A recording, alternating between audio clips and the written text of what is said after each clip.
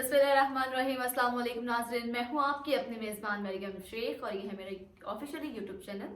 आज मेरे साथ सदीक चाल मौजूद हैं और आज हम बात करेंगे फिर से एक बार अपोजिशन की कश्मकश की, नवाज शरीफ की, इमरान खान की गवर्नमेंट से रिलेटेड। तो अपने जो है इंटरव्यू का प्रॉपर आगाज़ करूँगी। सबसे पहले अस्सलाम वालेकुम। वालेकुम अस्सलाम। Thank you so much for coming और आपके टाइम का बहुत शुक्रिया सर। जी वेलकम। सर मेरा पहला क्वेश्चन आपसे ये है कि एक बार फिर से बात स्टार्ट हो गई है कि इमरान खान जो हैं वो 5 साल पूरे करेंगे या नहीं।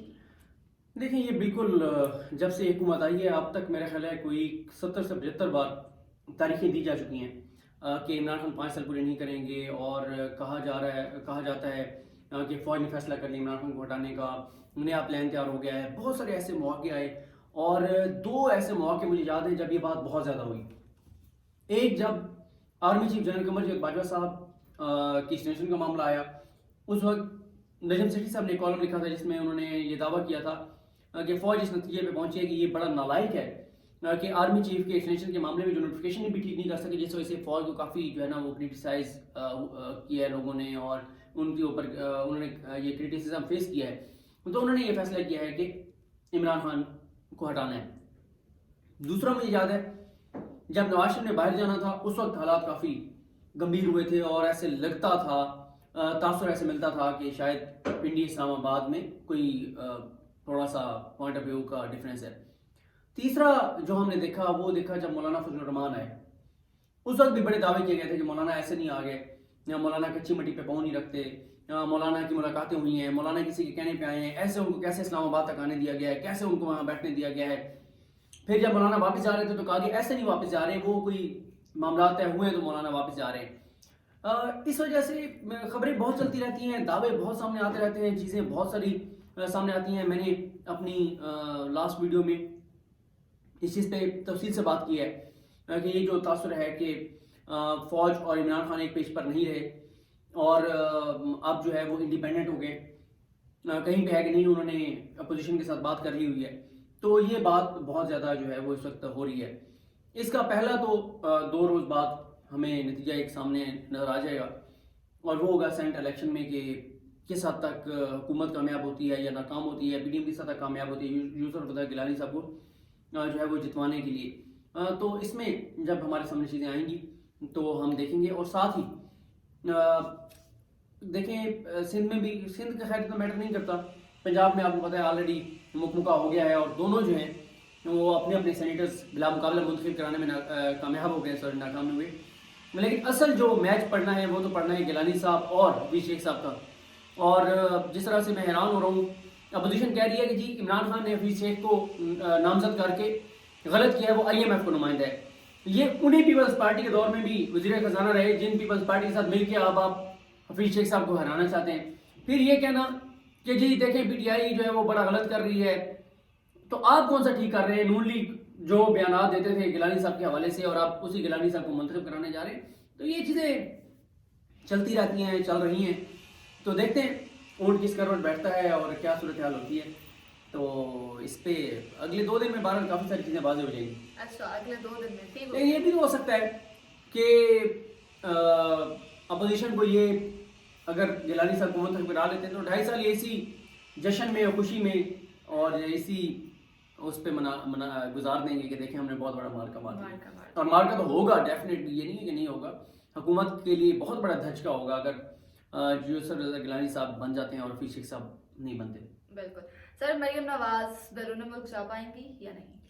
अच्छा, ये भी उसी तरह से मैंने आपको कहा ना, असल में मसला ये होता है पाकिस्तान में चीज़ें आप हालात को देखकर और आप कुछ एनालिसिस तो कर सकते हैं, लेकिन बहुत सारी चीज़ों की खबरें उस तरह नहीं होती किसी के पास। मरियम के बाहर जाने के ऊपर भी बहुत सारी जो है वो साजिशी थ्योरियाँ काम कर रही हैं, बहुत सारे दावे सामने आ रहे हैं, जिनमें से एक ये है कि मरियम के बाहर जाने के हवाले से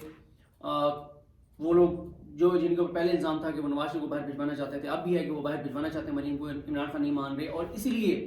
ये सारे हालात जो हैं वो इमरान खान के लिए टफ हुए हैं, इमरान खान के लिए हालात ख़राब हुए हैं। मरियम साहबा जो आप कह रही है कि वो बाहर नहीं जाना चाहती, वो यही रहेंगी, तो नवाज शरीफ भी यही कहा करते थे। फिर नवाज शरीफ साहब भी कहते थे मैं डट गया हूँ, लड़ जाऊँगा, पीछे नहीं हटूँगा। फिर नवाज शरीफ साहब जब बाहर जाने लगे حامد میر صاحب اور یہ سارے کہتے تھے کہ نواز شریف 4 ہفتوں میں اگر واپس نہ آیا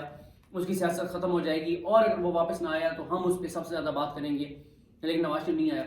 پھر مریم صاحبہ پہ اس لیے یقینی کیا جاتا کہ ان کا وہ جو بیان ہے کہ میری لندن تو کیا پاکستان میں بھی کوئی جائیداد نہیں ہے۔ پھر نواز شریف صاحب کا جس طرح سے عدالت سے فیصلہ آیا کہ جھوٹے ہیں، بددیانت ہیں، مریم صاحبہ کلیبری فونٹ والا معاملہ ہے، تو یہ وہ وجوہات ہیں جس وجہ سے مریم نواز صاحبہ کو اس طرح سے یقین نہیں کیا جا سکتا، کیونکہ انہوں نے اپنے طور پر کہا جا سکتا ہے کہ مس کال تو ماری ہے، جب انہوں نے آ کے ٹی وی پر یہ کہا کہ میری چھوٹی سی سرجری ہونی ہے اور وہ پاکستان سے نہیں ہونی لیکن میں نہیں جاؤں گی، تو یہ ایک میسج ہوتا ہے کسی کے لیے الرٹ کرنا ہوتا ہے۔ ہاں، ان کو میسج دیا کہ مجھے جانے دیں یا میں جانا چاہتی ہوں یا اس معاملے پہ ہماری بات ہو سکتی ہے۔ اور پھر اس سے پہلے بھی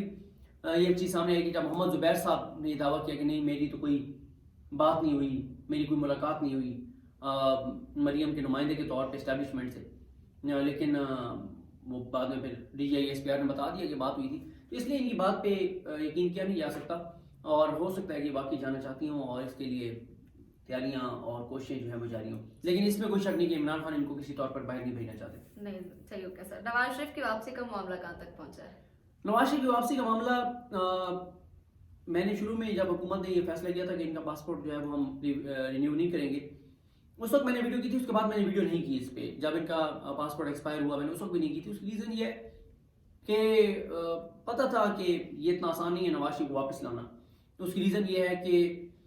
بیرونی قوتیں اس شخص کو سپورٹ کرتی ہیں جو پاکستان کی فوج کو کمزور کرنے کے لیے پاکستان کی فوج کے اوپر حملہ آور ہو، مغربی قوتیں، بیرونی قوتیں، باہر کے ملک اس کو سپورٹ کرتے ہیں۔ اور پھر دوسرا معاملہ یہ ہے کہ بھارت جو ہے اس کی انٹرپول میں بہت لابنگ ہے، بہت اسٹرانگ لابنگ ہے، اور نواز شریف کو واپس لانے کے لیے جو سب سے زیادہ ایک کردار ادا کر سکتا ہے وہ انٹرپول کردار ادا کر سکتا ہے۔ جب انٹرپول میں اتنا بھارت کا انفلوئنس ہے، اور آپ یہ دیکھیں میں نے نہیں دیکھا کہ پچھلے کوئی جب سے یہ پی ڈی ایم بنی ہے کوئی ایک بیان بھی پی ڈی ایم نے مودی کے خلاف دیا ہو، پی ڈی ایم نے کوئی مطلب اس کے اوپر بھی وہ مودی کو کلین چٹ دیتے ہیں کہ عمران خان نے کشمیر کو بھیج دیا، عمران خان کو گالیاں دیتے ہیں، مودی کے خلاف بات نہیں کرتے۔ نواز شریف صاحب نے جب سے ٹویٹر اکاؤنٹ بنایا ہے، جب پی ڈی ایم بنی، ان کی بھارت کے اندر جو ظلم زیادتی ہو رہی ہے اس پہ کوئی ٹویٹ نہیں ہے، فرانس میں جو گستاخانہ خاکے ہیں ان کے اوپر کوئی ٹویٹ نہیں ہے، مودی کی مذمت کا کوئی ٹویٹ نہیں ہے، یا پاکستان کی فوج جو کر رہی ہے اس کے حق میں کوئی ٹویٹ نہیں ہے۔ تو اس کا یہی ہے کہ نواز شریف صاحب ابھی تک بھارت کے اوپر اس طرح سے نہیں کوئی تنقید کر رہے، فرانس کے اوپر کوئی تنقید نہیں کر رہے، اور وجہ یہی ہے کہ نواز شریف صاحب کو اس وقت ان قوتوں کی ضرورت ہے جن کے خلاف وہ بیانات نہیں دے رہے، تاکہ ان کے ساتھ ان کے معاملات ٹھیک رہیں اور ان کو وہاں پہ رہنے دیا جائے۔ اور ابھی تک مجھے نہیں لگتا کہ کوئی بڑی کامیابی کے کوئی چانسز ہمیں نظر آ رہے ہیں کہ حکومت جو ہے وہ بہت بڑا آپ کہیں کہ اپ سیٹ کر دے اور نواز شریف واپس لے آئے، بہت مشکل لگ رہا ہے۔ اور ریزن میں نے آپ کو بتا دیا ہے کہ انٹرپول میں بھارت کی لابنگ کا ہونا، ان کا انفلوئنس زیادہ ہونا، نواز شریف کا فوج کے خلاف بیانات دینا اور بیرونی قوتوں کے خلاف اور بڑے ملکوں کے خلاف بیانات نہ دینا،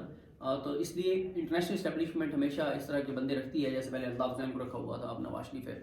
جو پاکستان کے اندر پاکستان کی فوج کو کمزور کرنے کے لیے ان کا ساتھ دے سکیں اور کردار ادا کر سکیں۔ جی thank you so much sir for your time. جی بالکل یہ تھا آج کا ہمارا زبردست قسم کا انٹرویو۔ مجھے اگلی ویڈیو تک کے لیے اجازت دیجیے، اللہ نے کے بعد۔